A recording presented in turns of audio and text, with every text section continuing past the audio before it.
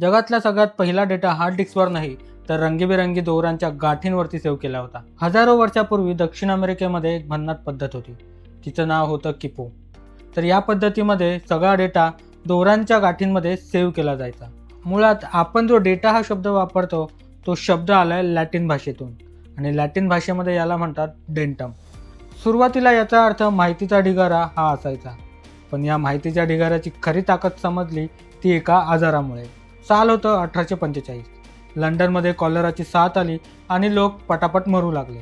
तेव्हा doctor Jon Snow याने हा आजारांचा आणि मृत्यूंचा डेटा एकत्र केला आणि एका नकाशावरती मांडला. तेव्हा त्यांना समजलं की कॉलरा हा आजार एका पाईपमधून येणाऱ्या पाण्यामुळे होतोय. तर त्यांनी त्या भागातला पाईप बंद केला आणि हजारो लोकांचे प्राण वाचवले. तेव्हा जगाला समजलं की एका डेटामुळे हजारो लोकांचे प्राण वाचू शकतात. कोटी लोकांची जनगणना करायची आणि त्याचा रिपोर्ट मांडायचा म्हणजे त्याच्यासाठी लागायचे 8 ते 9 वर्ष. मग 1890मध्ये अमेरिकेत हर्मन हॉलेरिथ याने पंच कार्ड मशीन काढलं आणि 8 वर्षाचं जनगणनेचं काम त्याने चक्क एका वर्षात करून दाखवलं.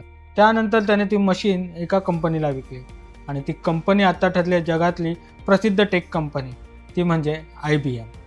तर दोऱ्यांच्या गाठींपासून सुरू झालेला हा डेटाचा प्रवास आता थेट आपल्या मोबाईलपर्यंत येऊन पोहोचला आहे. डेटा हा शब्द कुठून आला हे तुम्हाला आधी माहीत होतं का? हे आम्हाला कमेंटमध्ये नक्की सांगा.